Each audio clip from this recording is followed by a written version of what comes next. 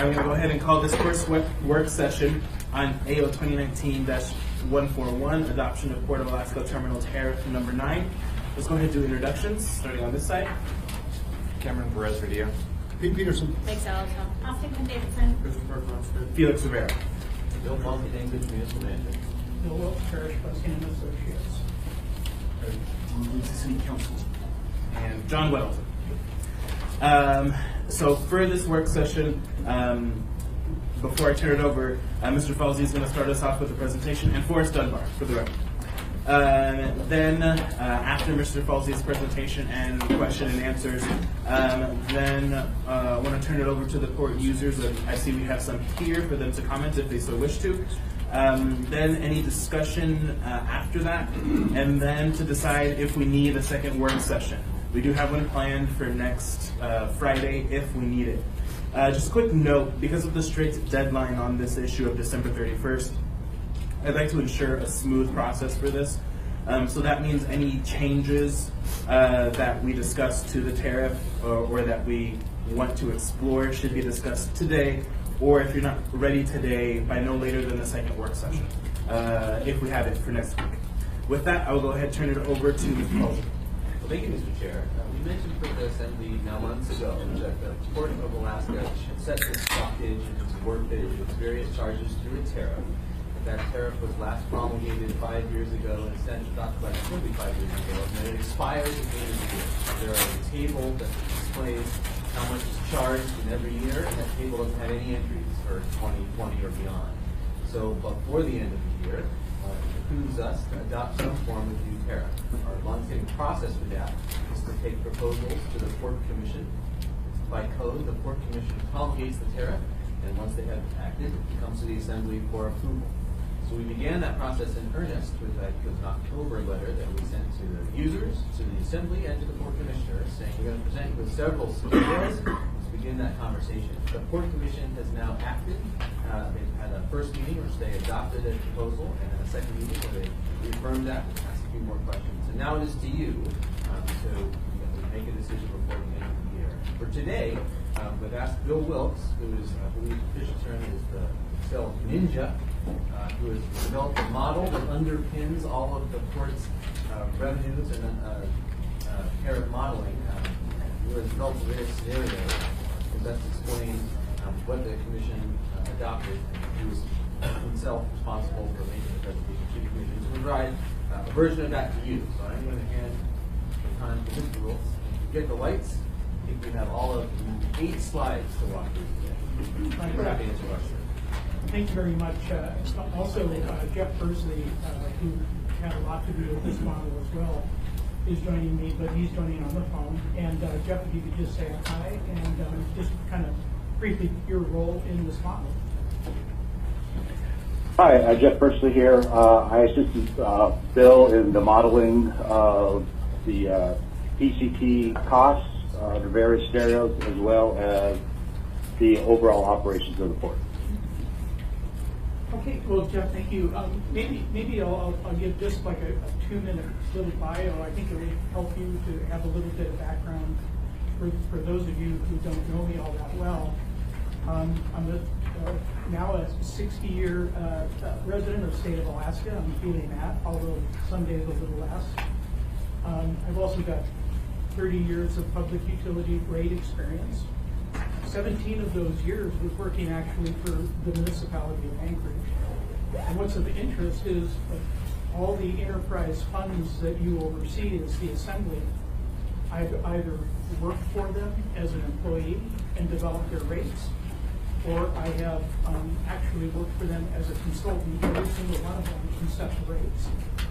So my familiarity with the municipality and setting rates for the enterprise funds is pretty good.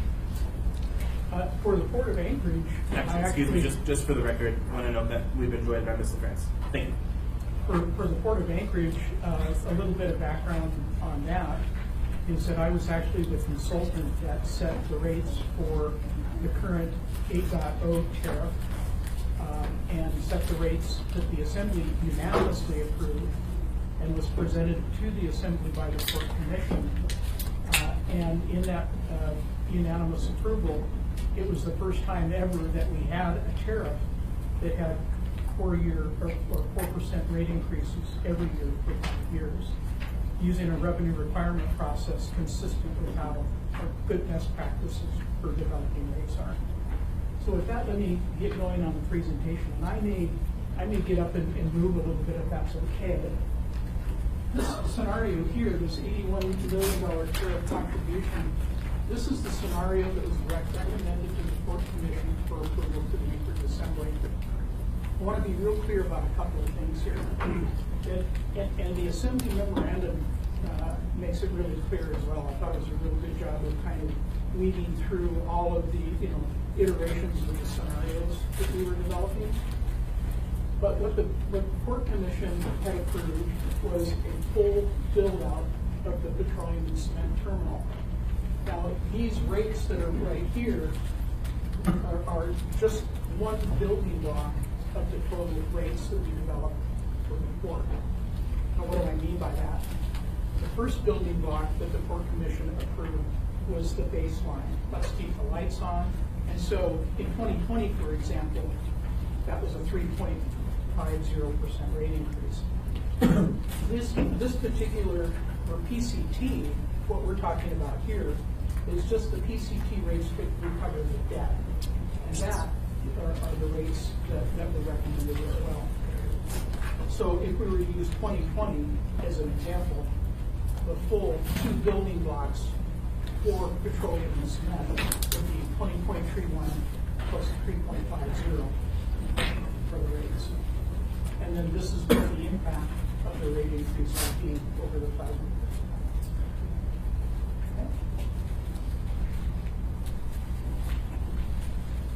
The financial advisory report, this is the baseline scenario, and one of the things that is pretty critical here is that we felt that it was important, and so too did our CFO and the public finance director, that we refinance our line of credit that we currently have with the port, $1 million. So that's it in this analysis for the baseline. Whether we do the PCT or not, baseline is not considering PCT. Baseline is saying, let's keep the lights on, let's make this operations work consistently with best practices, and so we did that. So everything that you're going to see here that we're presenting, it flies, it meets all of the requirements.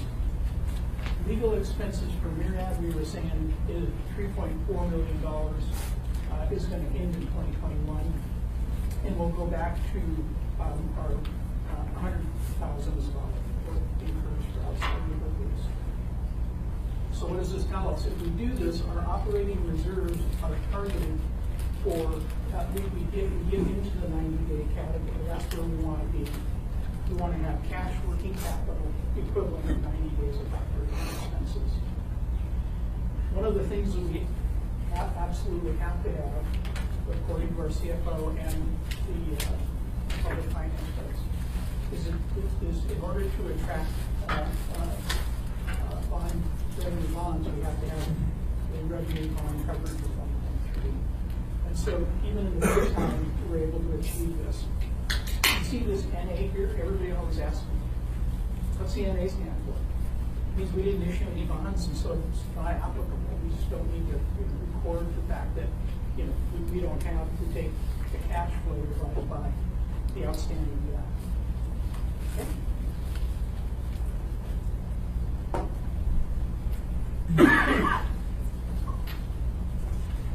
One of the things that I like to show you in all of these scenarios, I kind of briefly touched a little bit about it, was what are the conditions that must be met. In every scenario that we've gone through and we've presented to you, every single one of these scenarios are met. And I'm going to show you in the model where they're met. It kind of reminds me of the days when I'm a pilot and I land on a real short gravel bar. And I sit there and say to myself, do I have enough distance to take off? And I always used to call that the go or don't go zone. I used to go and mark a trail on the sandbar, and if I don't lift off by that point in time, then I pull back because you're just not going to be able to clear the runway. I'm using that analogy here because that's exactly what this is. This is a go and no-go condition. If we don't meet all of these 5 criteria, nobody's going to want to invest in us. We won't be able to do this project. And so we built these scenarios so that every one of these criteria are met. So this is the go, no-go. And so what does that mean? Debt service coverage must be 1.3 or greater. And I'll show you that in a moment. The cash operating reserves, 90 days or greater. You just can't attract investors if you've got situations that are really low cash reserves. Capital reserves are sufficient for bond covenants, and they are. We reserve 1 full year for operating for principal and interest. And by 2029, I put this in here, and we created a lot of scenarios. But by 2029, PCT rates must fully recover their costs. And over the course of the last few months that I've been working with the municipality, one of the things that I was really happy to see was the administration's position. The cost causer has to be the cost payer. And I like that position because subsidies are a really bad thing. They can be good as long as everybody agrees what subsidies are. During the monopoly days, working with telephone companies, it was always okay to have business subsidized residential service. But that becomes a whole lot more difficult to say when you've got all of these commodities operating at the port and you're trying to ask other people to pay for somebody else's facilities. So cost causer is the cost payer. And that's a good policy. And so what I help the administration to work through is to say, you don't have to flash cut on the very first day to achieve that policy objective. And so what we did was we raised rates on what I refer to as a smoothing process. And in that smoothing process, we're sitting here saying to ourselves, we don't need to raise the rates 240% on the very first day that we start to incur this debt. We can, but that creates rate shock. And so my recommendation to the administration was to avoid rate shock. I've developed rates all over the state of Alaska, Fairbanks, Juneau, Ketchikan, St. Paul Island, everywhere in between. Nobody likes rate shock. So my recommendation was that we're going to adjust the rates slowly over time to where we'll achieve the policy objective that we set, the cost causer, cost payer. And in this particular situation, I actually looked one last time before coming today.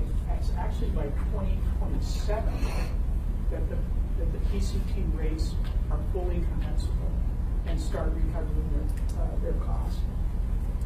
So I put it here by 2029. That's true, but it's actually much faster in the scenario that we built.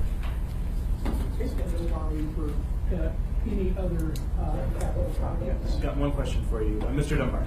Thank you, Mr. Chair. This is a question for, I think, for Mr. Falsey, but also for the gentleman presenting. So, in theory, I certainly support the cost causer, cost payer paradigm, and we try to do that in a variety of different contexts.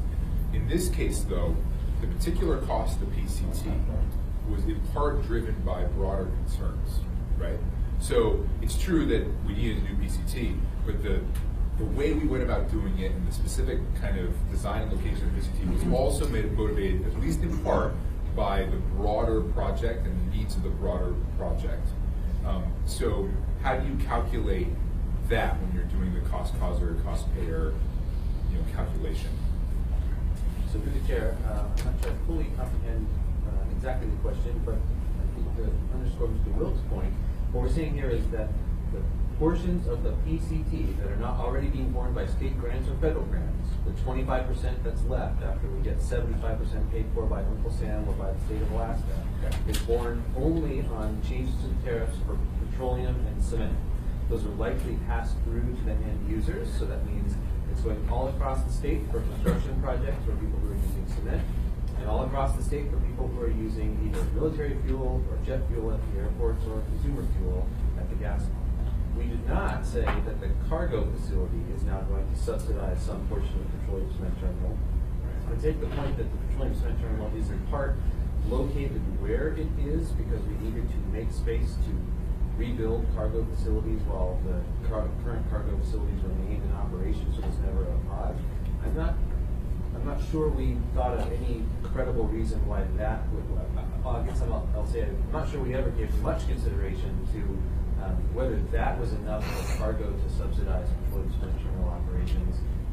Candidly, that's sort of the best answer I have. And to just add, if I could, one other thing is we took a real narrow focus of cost causer, cost payer, being that if this debt was for that 81 million or 86 million, then it was just that those principal and interest on that debt that was applied to those two commodities. Yeah, I'll just say, I think that Mr. Falsey got to my point towards the end there, and I don't think we did the calculation really of what percent of the cost of the PCT project was driven by the other terminal and the larger project, but I will say, I'm comfortable with the math you did. If we're only paying 25% and 75% is covered by other sources, I am reasonably sure, even without a direct calculation, that less than 75% of the cost of the PCT is attributable to the rest of the project. So, thank you. Thank you. I want to note for the record, we've been joined by Ms. Kennedy and Ms. Altar. Thank you. I'm not as satisfied as Mr. Dunbar on this point, actually. He hit on my question, but I guess, did anyone look at a model where the rest of the port or any kind of a broad-based tariff instead of just ones kind of toward the PCT? Because we were going to be looking at greater expense when we move on to the rest of the port project. Are we saying we're going to exempt all petroleum and cement users from having to bear any of that cost then by this type of analysis? Are those folks now immune after this?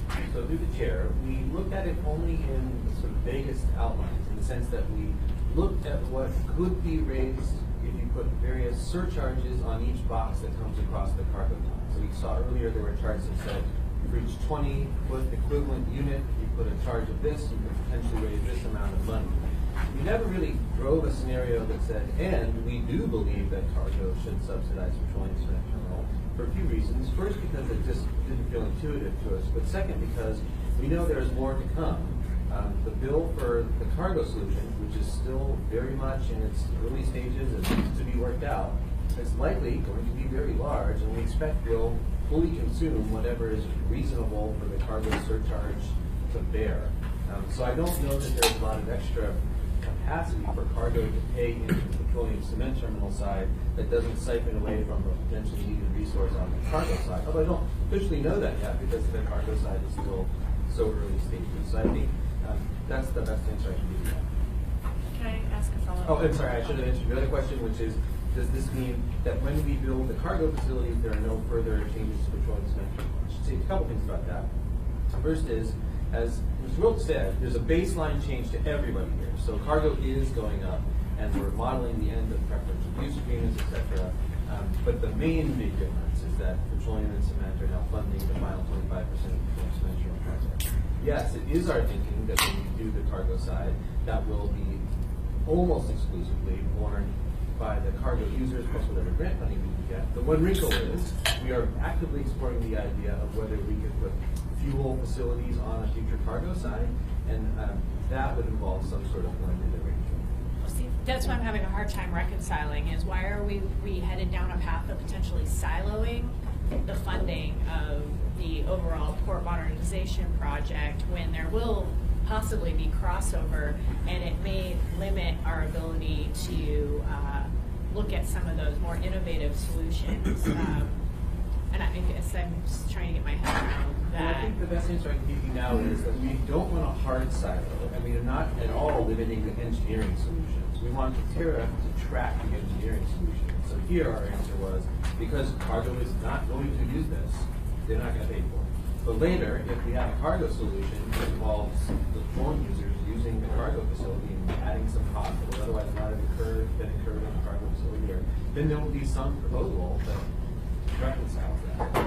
I guess I would just leave the parting thought of, well, without the PCT moving forward, the rest of the port modernization wasn't likely to move forward. So cargo does indirectly benefit. I mean, I understand raising the tariff for everyone kind of for keeping pace with port operations, but yeah, I have a lot of heartache about that. So I'll keep watching and listening. But Thank you. Well enough for the record, we've been joined by Mr. Dyson. Mr. Wells.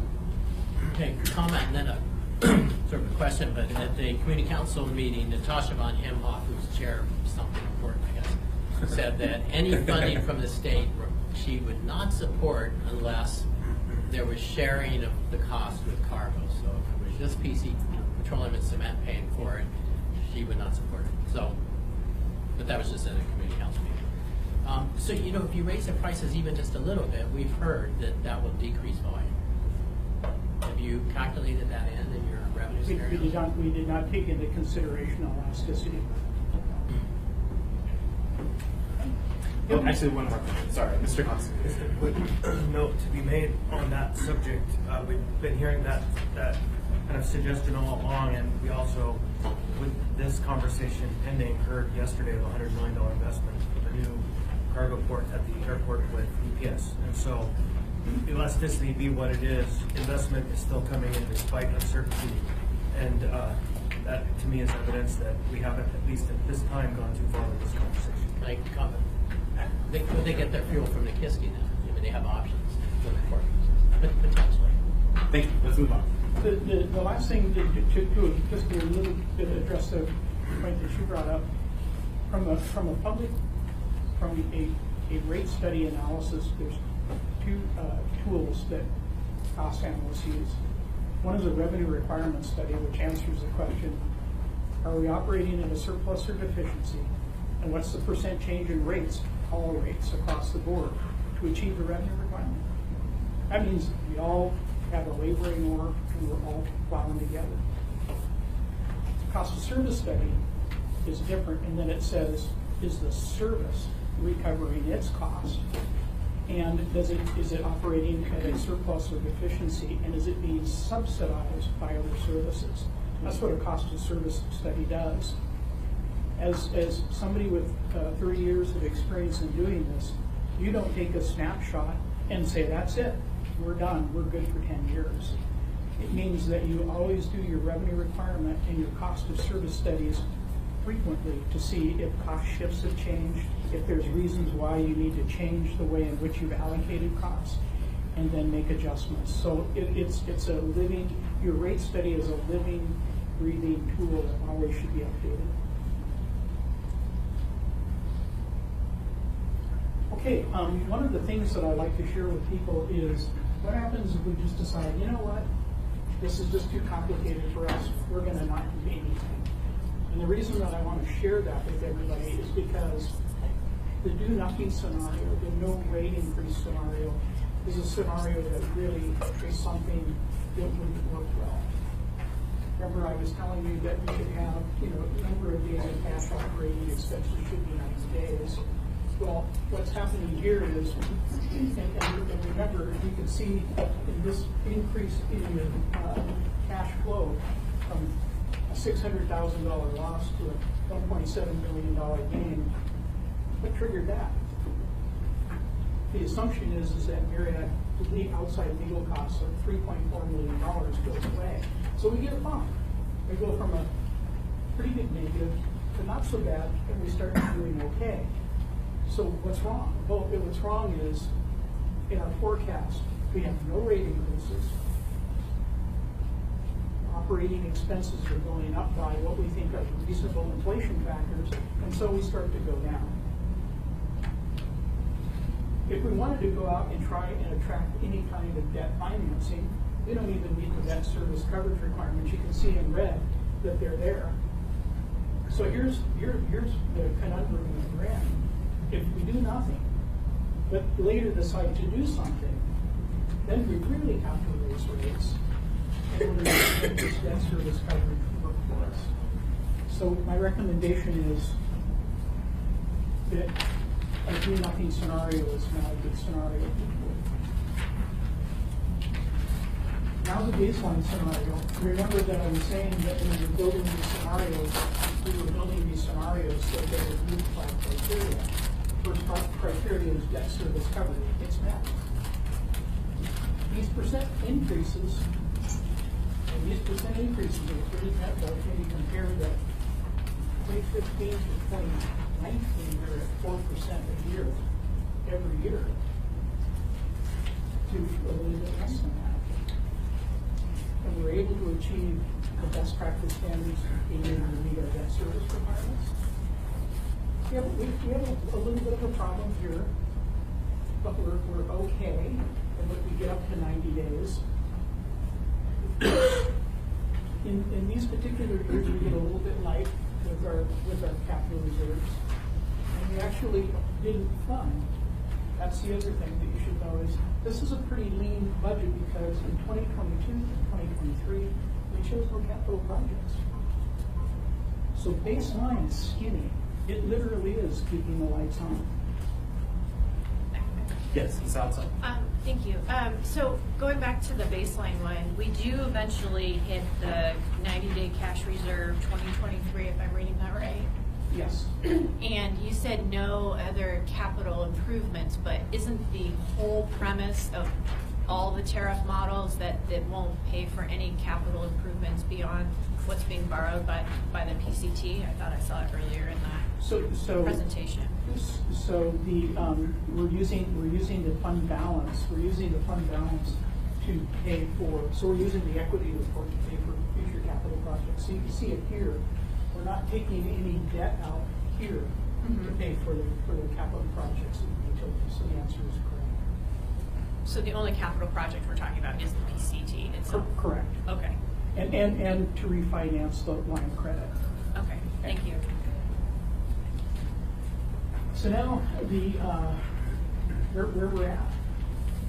What was kind of interesting is I get an email from Bill Falsey, and he says, hey, why don't you run a scenario for me where we see that if we got a grant for $25 million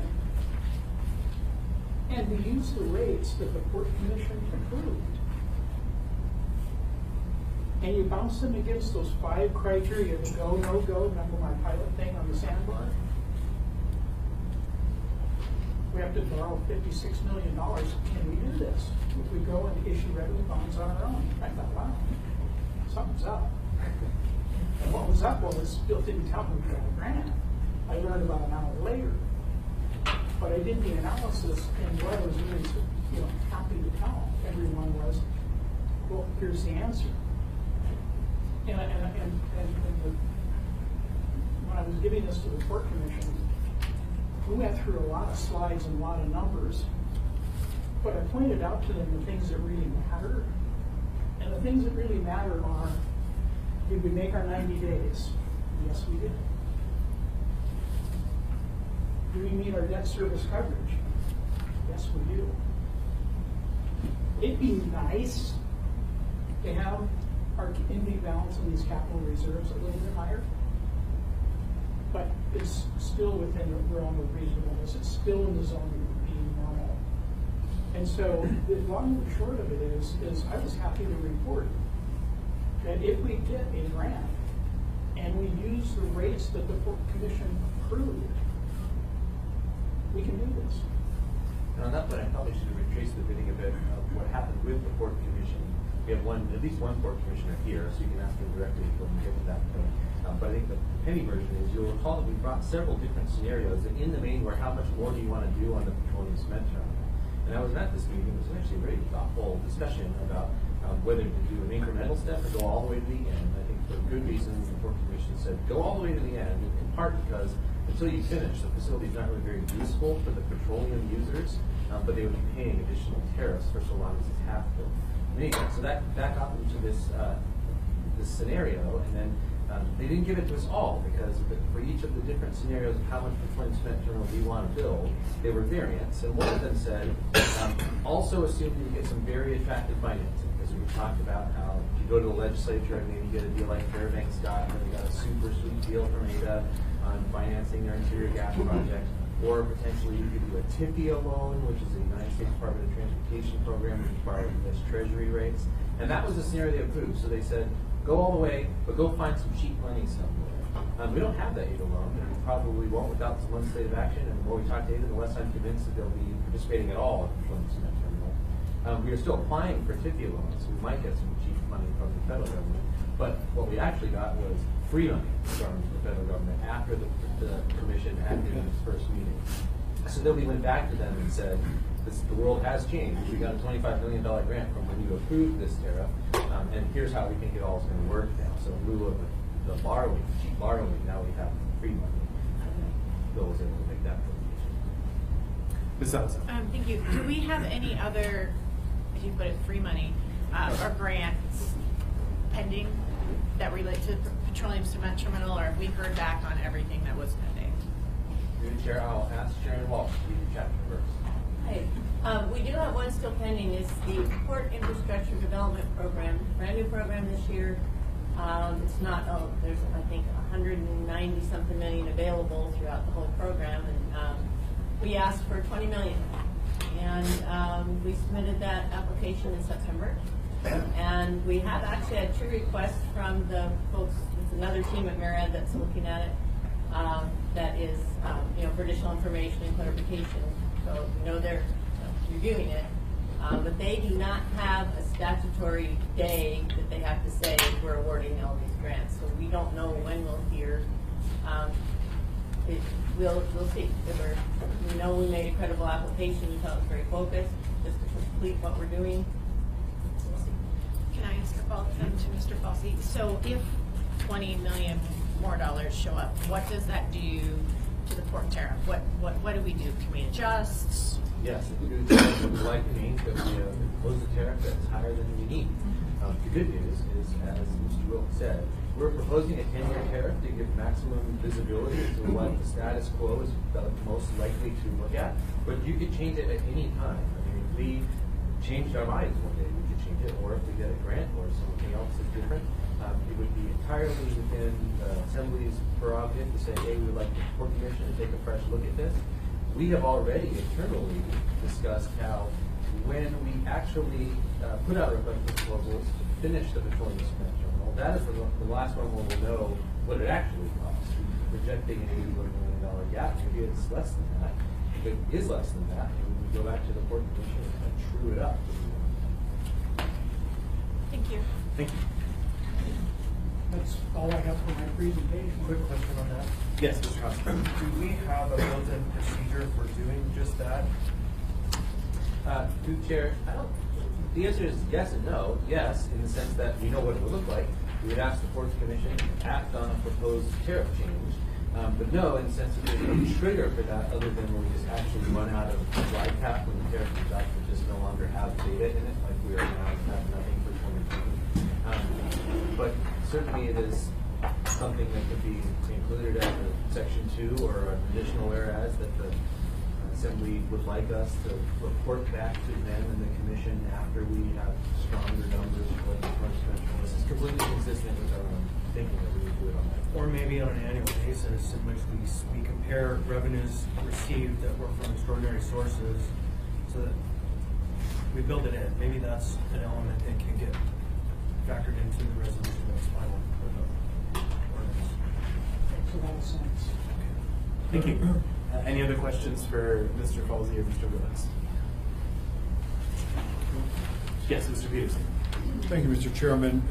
So when the Port Commission made the recommendation about the increased rates, were they in communication with the airlines?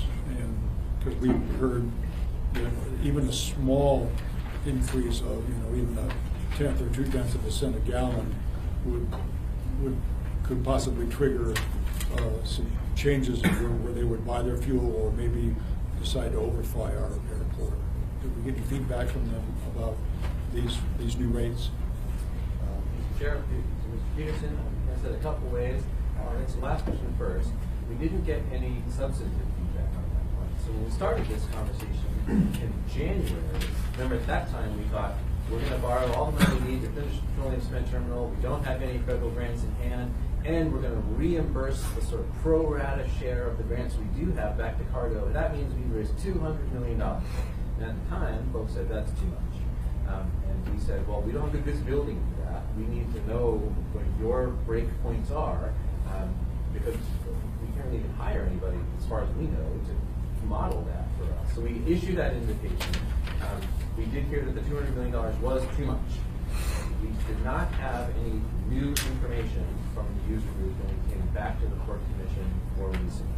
As to what conversations the Port Commissioners had with the users, certainly the users were all present. I don't know what they may have had beyond those commission meetings themselves, but we have formally issued that invitation to everyone. So if this is too much, let us know. If there is a break point that we should be aware of, please let us know. We have not received it. Okay, thank you. Thank you. Okay, seeing no further questions for the presenters, then any questions for the member of the Port Commission that we have here? Okay, then does anyone, well, do you want to speak? If you don't mind. Sure, go ahead. Thank you. Yeah, I'm Captain Bob Pulaski, P-A-W-L-O-W-S-K-I. And the one point that we made in the resolution was the ability to return and revise the tariffs based on new grants, TIFIA loan, or other finance revenue bonds. So we acknowledge right off the bat that this was the best we could do with the information we had at the time to meet the January 1st deadline. Thank you. Thank you. All right, then, sure. One of the things, I know that there's been some assembly question about what choices you have in front of you. And the answer is, the way our code is currently set up, you have an up or down vote. Because the code says the commission promulgates tariffs subject to your approval. So if you want to do a change, if you don't like what they've brought you, the way we currently wired it is you have to say, no, bring me another rock. You can't just directly change the tariff yourself. But you also wrote that rule, so you can unwrite that rule if you want, just a different ordinance. But that's so the answer is plenary authority to do whatever you like, but not under the way we have it now. Thank you. And I think part of the reason why we have these work sessions is to be very clear on the record about if we want to make any of those changes. Mr. Presbiterio. Yeah, just a question on what would trigger the conversation of a change and whether that's new revenue coming in. Is there anything built in that that sort of allows for a periodic review? Is there anything that they intended to build in that would happen? Because it sounds like from what I've heard, it would only happen if some revenue appeared and the administration generated that sort of that conversation. Is there anything built in so we can actually have that conversation at some sort of pattern throughout the next 10 years? Through the chair, I think the formal answer is no. I think the code doesn't say we have to look at it ever. So usually it's been when it's about to expire. But as we said, it's fully our intent to resurface it whenever there is a material change in circumstances. And I suspect we would not be the only persons asking everyone to revisit the tariff if there's a material change in circumstances. If we want to formalize that process in some way, I don't think we have any objection to that. We also have a number of municipal utilities that are regulated that look at their revenue requirement every year to make sure that they're on target. Well, I would imagine that the users, that may be something that users would be interested in, having some kind of sort of normal pattern for when review. So just a thought. Thanks. Thank you. Mr. Costa. Yeah, just on that note, I think I previously spoke to it, but I now, through this conversation, intend to bring back Section 2, as Mr. Falsey intimated, this ordinance that would say on an annual basis that the Port Commission should review these numbers and submit back to us their recommendation. And that way, it's built in. The users can make their appeal directly to them and to us, and we'll get it. So I anticipate that would be an amendment, not a substitute, and I don't think that would necessitate a work session for next week. But so just so everyone knows, that amendment is on the table. Thank you. Ms. Ellis. It's for the Port Commissioner. Did the Commission consider anything other than just a PCT only tariff? We reviewed through the chair, Bob Pulaski, and we reviewed the TEE box impact when spread across, but our real focus was trying to get a actual grasp on what the cost was to get a fully operational facility so the revenue could be generated. And so but we were not looking at across the board. We are still waiting to see the results of the Merit lawsuit. We're still waiting to see some additional review based on the study that David said did, alternative options, and also having been a coastal engineer, I'm also interested in the proposals that other engineering firms have put on the table. Whether they're realistic or not, that's up to the experts, the other licensed mariners to look at, as well as the board. Can I ask one more question? Is there anything that prevents us from kind of looking at the option of tariffs across the board that we could, in some ways, save towards what we know is a large cost coming up, instead of just chasing money when we know what the expense is? I mean, we know we're looking at hundreds of millions of dollars for the port ultimately. Is there anything that prevents us from considering that as an option? You, Chair, inform us no, and I think that was actually one of the suggestions in Roaster Bluesky's report, which is to start making changes that we know are not too onerous now, but they're going to be a need for the future. So the longer you wait to start, the more catch up you're going to have to do. The only caveat to that is that the two cargo users currently have preferential use agreements, and I am not sure, as I sit here now, how something like a TPU surcharge would interact with those. It would be a question we need to run to ground. But those expire relatively soon, so what we're sort of thinking is that all of the possibilities are online when those expire. They may be online earlier. Thank you. Thank you. All right, I'm going to move this on. Would anyone from the... Oh, yes, Ms. Kennedy. Thank you, Mr. Chair. I guess I'm listening to what Mr. Constant said about his potential amendment, and I'm just kind of wondering how important timing is in all of this, particularly with the users who, in some cases, they have contracts several years out, and as we shift some of these costs or the percentages on these tariffs and that, how long do we have to wait to put some of these things in effect to be able to help them account for the timing of the length of their contract? Are we talking about anything like that in terms of how that impacts them and how they do business kind of that far in advance? Because we have to be careful about how often we maybe shift some of these tariffs and that, because it impacts contracts that could be way down the road. So.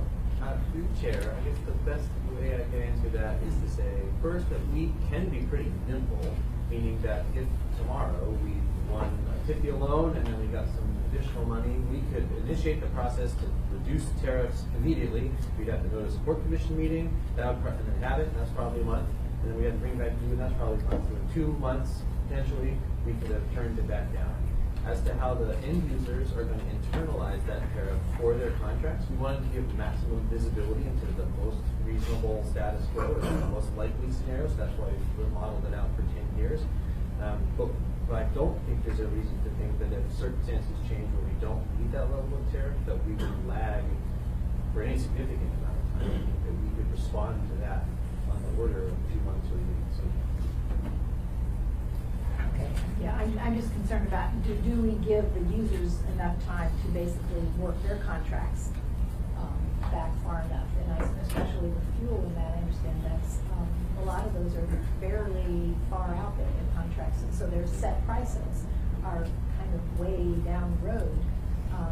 We start messing around with some expectations, what their expectations are for today.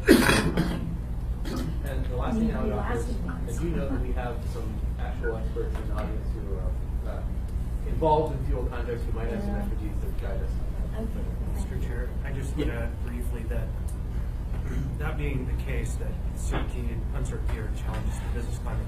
If there's new revenue in that creates the opportunity either to reduce the tariff or to kind of push the revenues to another project or some other element, I can't imagine that the users would argue for a reduced tariff. In fact, I think they would say, despite all of our contracts for the next 5 years, please reduce our tariff. And so I think we're not talking about an annual opening for increasing tariffs. We're talking about in the cause of some kind of offsetting revenues, we would bring it back to reduce based on input from the users to the Port Commission and to us. So I think it works. Thank you. Would anyone from the port users like to speak? Yes, sir. Bert Mattingly, from maybe before, I had a insurance service company that started fueling in 1982, but extensive background in fueling. And in regards to your question on the fueling contracts, they're typically 1 year. So that's the general contract. And in regards to the question of what impact it would have on the airlines and what might they drive away, it's really a question of more putting the imports at a disadvantage for the cost structure. And that's the real major concern. I mean, initially the 2.5 cents was a huge impact.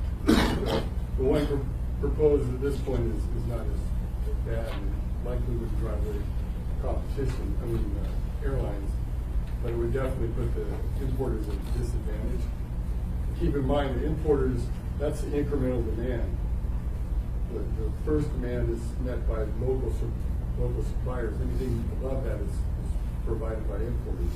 So if there's any decrease in demand at the airport, it impacts the importers more than your tariffs go down.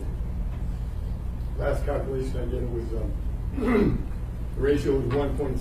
So in other words, a 10% drop at the airport would result in about a 16% drop in importers. So that's another thing that we need to weigh out of the elasticity, what impact that is. And that's, and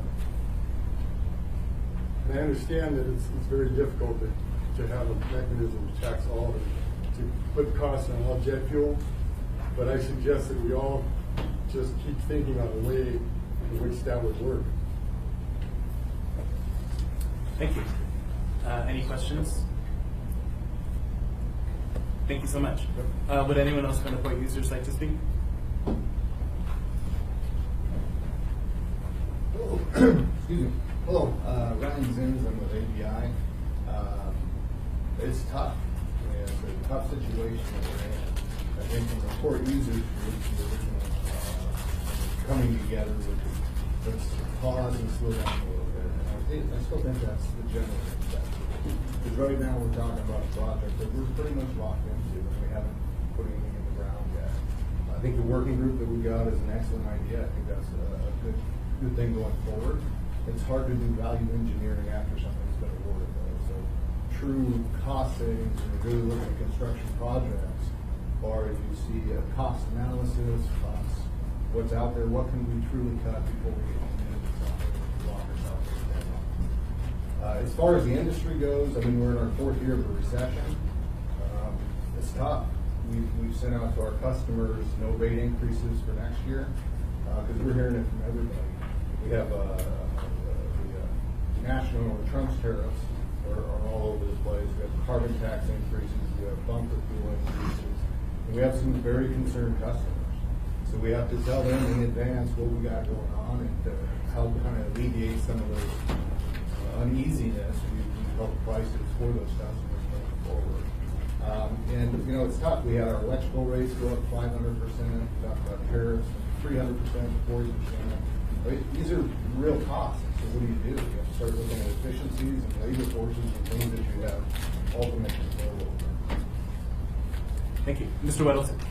Electrical rate, 500%, like 5 times what happened there. Yeah. Last year we saw our electrical rate go up 468%,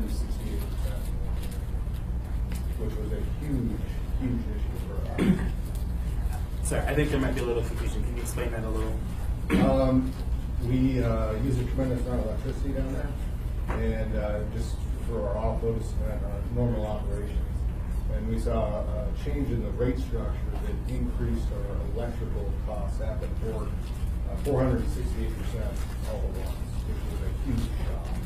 So when you start talking to your customers, and you start adding these things, they really start looking at other options, which is a very valid concern, something that we're very conscious of when we start looking at rate structures. Thank you. Ms. LaFrance. Thank you, Mr. Chair. Thank you, Mr. Zins, for being here. Does the port user group have a position on the proposed tariff increase? The port user group, we're still informal, and a lot of it's just catch up. I mean, we got 9 different groups kind of involved, and a lot of them are competing the same industries, where it's hard to get kind of the same consensus. The overall consensus that I can speak to is just kind of slow down, really look at our options instead of committing to stuff. Kind of how we came together, banded together. So, may I follow up?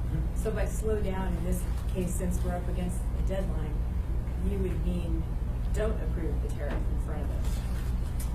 Yeah, I mean, what we look at is the tariffs have been kind of all over the place, and what is there real cost that we can get into? We're going through some of that stuff right now for some of these working session groups, but the contract's already been awarded and we're going down that path. So it's tough. Is there true savings out there? Significant ones? I'm not sure. Thank you, Mr. Chair. Thank you. Thank you so much. Okay, with that then, quick discussion from the group with our remaining 4 minutes. Do we need the second work session, or are we good? I actually have one more question. Sure, Ms. Allison. So did we take it, so we're looking at the potentiality here of revenue bonds in 2021 and 2022. Does this kind of ramp up towards incurring that debt, or does it just presume that debt in the model all the way across for the 10 years? So we had that in 2 years, and so then it stays that way, and they're locked in a couple of years. So let me ask it maybe in the inverse. Do the first 2 years of the tariff presume that debt, I mean, that we're covering that debt already, or does the tariff when it goes up? So do you see what I'm saying? I believe the first few years of the tariff just assume that we're about to incur that big debt, so they're already ramping up in anticipation. Okay, thank you. Ms. Kennedy. Thank you, Mr. Chair. I am not in any way, shape, or form, an expert on how this industry really functions, but one of the things that I guess I would like some information on or some clarification on is not all of the fuel coming into this area comes into the Port of Alaska. Some of it comes from the Kiski straight into the airport. In terms of competition, are there ways for people to literally now buy their fuel from the airport if they wanted to? Or is that structured or regulated in such a way that that could never happen? So I'm just looking at this from a competitive standpoint. If we start adding a tariff into the port, but we're not doing it for fuel that goes into the airport tanks, are we creating some kind of unfair advantage? So I know we're short on time. The quick answer is that situation exists today and would get a little exacerbated by the tariff, unavoidably so. There is now physically a pipeline owned by Marathon that runs from the Kiski directly to the airport. I believe the only people who can get that fuel, or at least the only people who use that fuel, are the jet users themselves. We have been advised that that pipeline is full, so there's no additional capacity to route through that pipeline. But if you make fuel that either routes through the Port of Alaska valve yard or actually comes over the petroleum cement terminal differentially more expensive, then yes, there could be a difference between the cost of buying fuel through that pipeline and the cost of importing. Whether you could use that to do some anti-competitive monopoly type pricing, I don't know. What oversight the Attorney General's office might exercise in that situation, I also don't know. But that is the situation we have today, that there is a way to get fuel to the airport now that occurs none of the port's existing tariffs. This would increase the magnitude of that differential.